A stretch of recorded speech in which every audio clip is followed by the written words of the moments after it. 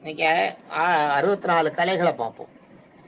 64 கலைகள் நான் சொன்னேன் இல்லையா? வாழ்வியலில் வந்து வாழ்வியலே அதில் இருக்குது. நம்ம என்னமோ வெறும் காமரசம் மட்டும்தான் அந்த கலைகள் 64 கலைகளில் இருக்குதுன்னு நினச்சிட்டு இருக்கோம். நம்மளோட மனித வாழ்வியலே இருக்குது. என்னென்னு சொல்கிறேன் பாருங்க. அதை வந்து ஒரு இதில் இன்னைக்கு முடிக்க முடியாது.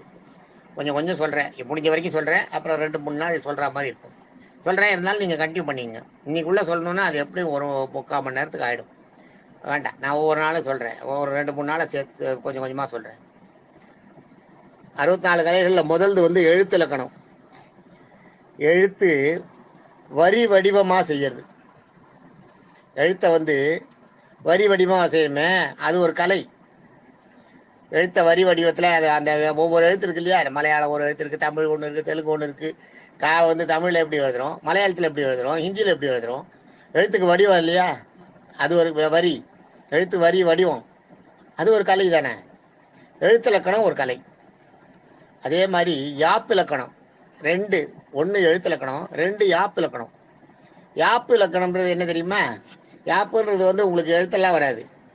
அரைப்புள்ளி, காற்புள்ளி, ஒரு புள்ளி வைக்கிறது, இந்த அப்பாசிட்டிவ் மார்க், மேற்கோள் குறி, ஆச்சரிய குறி, இதுக்கெல்லாம் பேர் தான் யாப்புன்னு பேர். யாப்பு இலக்கணன்றது அதையெல்லாம் உபயோகப்படுத்துறது எப்படி? அது ஒரு இலக்கணம். அது எல்லா இடத்துலையும் நீங்கள் வந்து ஒரு வரி அப்படியே எழுதிட்டு போனீங்கன்னா, கண்டினியூஸாக எழுதிட்டு போனீங்கன்னா புரியாது. ஏதோ ஒரு தேவையான இடத்துல ஒரு கமா வச்சுட்டு பாருங்க, டக்குன்னு இது தனியாக அது தனியாகும். அந்த கமா வச்சிங்கனாலே, ஒரு கமா ஒரு வரியில் நீங்கள் வந்து கமா போட்டிங்கன்னா நிற்க அப்படின்ற மாதிரி அதுக்கு ஒரு அர்த்தம். அதுக்கு அர்த்தம் என்னென்ன, நிற்க, அது அப்படியே இருக்கணும். அடுத்து நீங்கள் சொல்கிறீங்க பார்த்தீங்களா, அந்த அந்த விஷயத்த சொல்லிட்டு அந்த விஷயம் முடிஞ்ச அப்புறம் நீங்கள் இதை கண்டினியூ பண்ணுற மாதிரி இருக்கும். அது அதில் வந்து இங்கிலீஷில் நீங்கள் எழுதும்போது நிறைய இடத்துல கம்மா போட்டு எழுதும்போது எழுதுனா அதுக்கு மீனிங்கே புரியாது. அது மாதிரி ஆகிடும். அதுதான் யாப்பு இலக்கணம். அடுத்தது வந்து 3 கணிதம். கூட்டுறது, கழித்துறது, அது தனியாக நம்மளுக்கு. அதாவது மொழியை அளக்கிறது. கணிதம்ன்ற அதில் வந்து என்னென்னா கூட்டல் கழித்தல் போன்றவை மொழியை அளக்கிறது. மொழியை அளக்கிறதுன்னு ஒன்று இருக்குது. மாத்திரை இட்டு அலகிட்டு வாய்ப்பாடு குரல் தெரியும் இல்லையா? தேமா புளிமா நிறையா இருக்கு. தேனிலை, கனி, தேமாங்கனி, புளிமாங்கனி, புளி, அதெல்லாம் வரும் இல்லையா? நம்ம அதெல்லாம் படிச்சிருக்கோம். அது அந்த இது வந்து அந்த மாத்திரை இட்டு அளவிட்டு அரை மாத்திரை, கால் மாத்திரை, மாவுக்கெல்லாம் அரை மாத்திரை, கனிக்கெல்லாம் முழு மாத்திரை. அதுதான் அந்த மாதிரி அந்த கணிதத்தில் அது கூட ஒரு கணிதம் தான். மாத்திரைகளை அப்போ இது வார்த்தைகளை வந்து அழகிட்டு வாய்ப்பாடு கூறல்னு அது தமிழில் பேர். அது அடுத்தது வந்து மறை. மறைன்றது என்னன்னா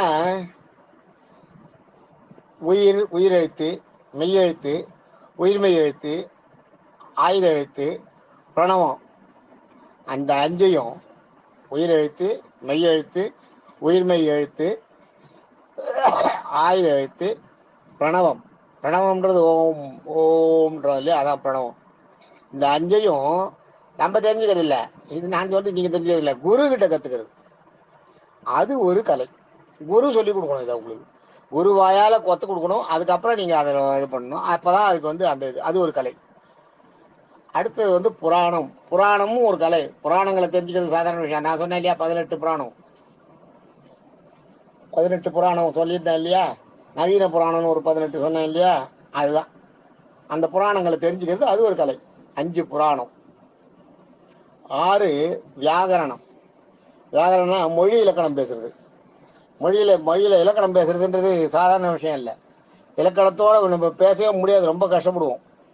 நம்ம சாதாரண கலோக்கியல் லாங்குவேஜ் வேறு, கிராமட்டிக்கல் லாங்குவேஜ் வேறு. கலோக்கியல் லாங்குவேஜ் இப்போ நான் உங்களுக்கு சொல்லிட்டு இருக்கிறதெல்லாம் கலோக்கியல் லாங்குவேஜ் தான். நீங்களும் நான் எதிர்ந்து பேசுகிற மாதிரி சொல்கிறது. ஆனால் மொழி இலக்கணத்தோடு பேசுறதுன்னா மேடையில் பேசுகிறாங்க பார்த்தீங்களா? சிறந்த சொற்பொழிவாளர்கள் வந்து தமிழறிஞர்கள் மேடையில் பேசுகிறாங்க பார்த்தீங்களா? அதில் வந்து இலக்கணம் இருக்கும். அதுலேயுமே இப்போ இலக்கணம் கிடையாது. அதுலேயுமே இலக்கணன்ற மாதிரி இல்லை. சுத்த தமிழ் அப்படியே உபயோகப்படுத்தி பேசுவாங்க. இவங்க இலக்கண பழி இல்லாத அவங்களும் பேச முடியாது. அந்த காலத்தில் இருந்திருக்கு இலக்கண பழி இல்லாத மேடையில் பேசுறதுன்றது. மேடையில் இலக்கண பழி இல்லாத பேசுறதுன்றது இன்னைக்கு ஒருத்தருமே கிடையாது, யாருமே கிடையாது. இன்னைக்கு அது கிடையவே கிடையாது. இலக்கண பிழை வந்துடும். அவங்க ஏன்னா மனசில் நினைக்கிறது சொல்லும்போது இலக்கணத்தை அந்த இடத்துல விட்டுருவாங்க. மறந்து தெரியலன்னு கிடையாது, அவங்களுக்கு தெரியும். ஆனால் பேச முடியாது. அதுதான் பேச முடியாது. அதுதான் காலமே புலவர்கிட்ட பலாரியான பெரிய குணம் அதுதானே. எதை கேட்டாலும் எந்த நேரத்துலையும் அதை கவிதை வடிவத்தில் மாற்றி அதை கேட்டதை கொண்டு வரதுன்றது அதுதான் காலமே புலவர். ஆசுகவின்றது அவருக்கு பேர். ஆசுகவி, வித்தார கவி, இதெல்லாம் காலமே புலவருக்கு பேர். நம்ம இப்போ வியாகரணம் சொன்னேன் இல்லையா, 6 மொழி இலக்கணம் பேசுறது வியாகரணம். 7 ஜோதிடம். ஜோதிடம் நமக்கு தெரியும், சூரியனை மையப்படுத்தி கோள்களை மையப்படுத்தி பேசுறது, அது ஒரு கலை. ஜோதிட கலை, ஜோதிட கலைன்னே சொல்லுவோம் இல்லையா, அது ஒரு கலை. அடுத்தது 7 அது ஜோதிட கலை. ஜோதிட கலை வந்து ஜோதிட கலையில் வந்து நிறைய இருக்கு. ஜோதிட கலையில் நிறைய இருக்கு. அதை வந்து எல்லாரும் கரெக்டாக அதை ஃபாலோ பண்ண தெரியாது. இப்போ இருக்கிறவங்களுக்கு அது ஜோதிட கலையை எப்படி ஹேண்டில் பண்ணணுன்னே தெரியாது. அது என்னென்னோ சொல்லிடுறாங்க, நேரத்துக்கு ஏற்ற மாதிரி காலத்துக்கு ஏற்ற மாதிரி மாற்றி சொல்லிடுறாங்க. ஜோதிடம் வந்து 12 மணிக்கு மேலே பார்க்க மாட்டாங்க, காத்தால் குளிச்சுட்ட உடனே தான் பார்ப்பாங்க. ஜோதிடம் நாளைக்கு என்ன பார்க்கணுன்றதை இன்றைக்கே முடிவு பண்ணிப்பாங்க. அதே மாதிரி காத்தால் வந்து விடிய காத்தால் வந்து சொல்கிறாங்க பார்த்தீங்களா, அவங்களுக்கு ஜோதிடம் பார்ப்பாங்க. ஒருத்தர் ஒரு இது வச்சுருப்பாங்க, 12 மணிக்கு மேலே பார்க்க மாட்டாங்க, காசு வாங்க மாட்டாங்க. ஜோதிடத்துக்கு பார்க்குற ஜோதிடத்துக்கு காசு வாங்க மாட்டாங்க, உள்ளதை உள்ளபடி சொல்லுவாங்க. சரியா இல்லைன்னா, ஜாதகம் சரியா இல்லைன்னா அந்த பலனை சொல்லி அந்த கேட்குறவங்கள வந்து துன்புறுத்தக்கூடாதுன்றதுக்காக இந்த ஜாதகம் நான் பார்க்க மாட்டேன்னு கொடுத்துருவாங்க. இதில் ஒன்றும் பார்த்து சொல்கிற மாதிரி எதுவும் இல்லை, எடுத்துன்னு போங்கன்றுவாங்க. அப்பயே தெரிஞ்சுக்கலாம் ஜாதகம் சரியா இல்லை அப்படின்றது, ஏதோ ஒன்று துர்சம்பவம் நடக்க போகுதுன்றது. அது மாதிரியெல்லாம் ஜோதிடத்தை வந்து கரெக்டாக முறையாக பார்த்துட்டு அது பண்ணுறவங்கன்றது ரொம்ப ரேர். அதுக்கு இப்போ இல்லை, இப்போ யாருமே இல்லை. எனக்கு தெரிஞ்சு நான் குழந்தையா இருந்தப்போ சிலர் இருந்திருக்காங்க. அது ஜோதிட கலை. அடுத்தது நீதி சாஸ்திரம். நீதி சாஸ்திரம் இருக்குது பார்த்தீங்களா, இதுவே எல்லாரும் ஃபாலோ பண்ண முடியாது. நீதி சாஸ்திரன்றது என்ன தெரியுமா, உண்மையை மட்டும்தான் பேசணும், பொய்யே பேசக்கூடாது. சொல்ல வேண்டிய இடத்துல யார் இருக்காங்க யார் இல்லைன்ற பற்றியெல்லாம் கவலை இல்லை. உண்மை என்னவோ அதை சொல்லிடணும், அவ்வளோதான். அது யாராக இருந்தாலும் அப்பா புள்ள மாட்டிக்குவானே, நம்ம புள்ள மாட்டிக்குவானே, நம்ம புள்ள தப்பு பண்ணியிருக்கானே மாட்டிக்குவானே, இதை நம்ம நீங்கள் பொய் சொல்ல வேண்டாம். உண்மையை சொல்லாமல் இருக்கிறது வேறு, உண்மையை சொல்லாமல் இருக்கிறது கூட கிட்டத்தட்ட பொய் மாதிரி தான். பொய் சொன்னதுக்கு ஈக்குவல் தான். உண்மையை சொல்லாமல் இருக்கிறதும் பொய் சொல்கிறதுக்கு ஈக்குவல் தான். அதனால் நீதி சாஸ்திரன்றது வந்து உண்மையை மட்டும் பேசுறது, உண்மையை மட்டும் பேசுறது, எப்பயுமே உண்மையை பேசுறது, பார்த்ததை சொல்கிறது பேசுறது. அதுதான் குழந்தைகளோட இது நீதி சாஸ்திரம். அதான் குழந்தைகளோட நீதி சாஸ்திரம் தான். விதிர நீதி அதுதான். இருக்கிறத சொல்லுவார், பார்த்ததை சொல்லுவார், அவர் கண்ணில் பட்டதை சொல்லுவார், அவருக்கு மனசில் பட்டதை கரெக்டான நீதியாக கரெக்டாக சொல்லிடுவார். அது மாதிரி. அடுத்தது யோக சாஸ்திரம். ஆக்சுவலாக யோகின்றது என்னென்னா, இறைவனை நீங்கள் வந்து நினைக்கிறதுக்கு அது ஒரு வழி, அது ஒரு வழிபாடு. நம்ம ஏற்றுக்கிட்ட வழி. மனசை மூடிக்கிட்டு மனசை ஒருநிலைப்படுத்துகிறோம் இல்லையா, ஒருநிலைப்படுத்தி இறைவனை சந்திக்கிறதுக்கு, இறைவனை பற்றி சிந்திச்சு நம்ம பண்ணுறோம், வழிபாடு பண்ணுறோம் இல்லையா, அதுதான் யோகம்ன்றது. அதான் யோக சாஸ்திரம்ன்றது அது ஒரு கலை. யோக கலை வந்து அவ்வளோ ஈஸி இல்லை. மனசு ஒருமித்து நிற்காது, அலபாயும். நீங்கள் மனசு என்ன கண்ணை மூடி நீங்கள் ஒரு 15 நிமிஷம் கண்ணை மூடிட்டு வேறு எதையும் நீங்கள் இறைவனை கூட திங்க் பண்ண வெறும் எதையுமே திங்க் பண்ணாத 15 நிமிஷம் கண்ணை மூடி உட்காந்துருங்க பார்ப்போம். முடியவே முடியாது உங்களால்.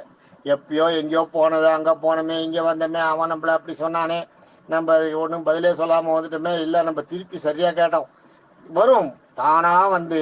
அதுதான் இங்கிலீஷில் idle man mind is devil's workshop. தானாக வந்து மனசில் வந்து அப்படியே குதிக்கும், ஆட்டம் போடும் விஷயங்கள்லாம். அதை வந்து கண்ட்ரோல் பண்ணி நீங்கள் ஒருநிலைப்படுத்தி தெய்வ சிந்தனையில் கொண்டு போகிறது அவ்வளோ ஈஸி கிடையாது. யோக கலை வந்து ரொம்ப முக்கியமான கலை, ரொம்ப கஷ்டமான கலை.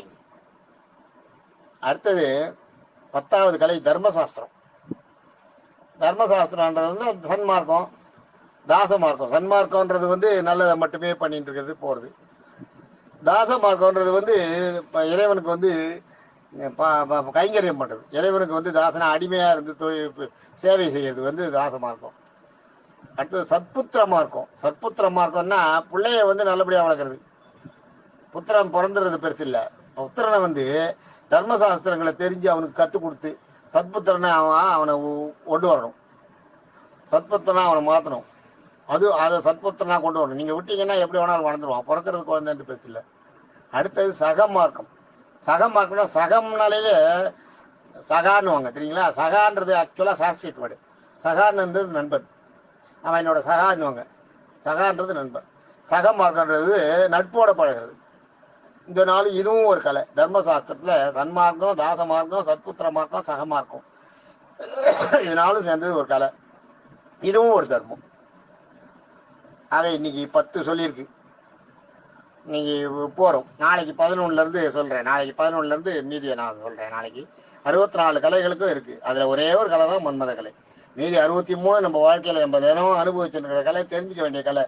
இந்த 64 கலையும் தெரிஞ்சால் அவனுக்கு ஈடு உலகத்தில் யாருமே கிடையாது. தேங்க்யூ.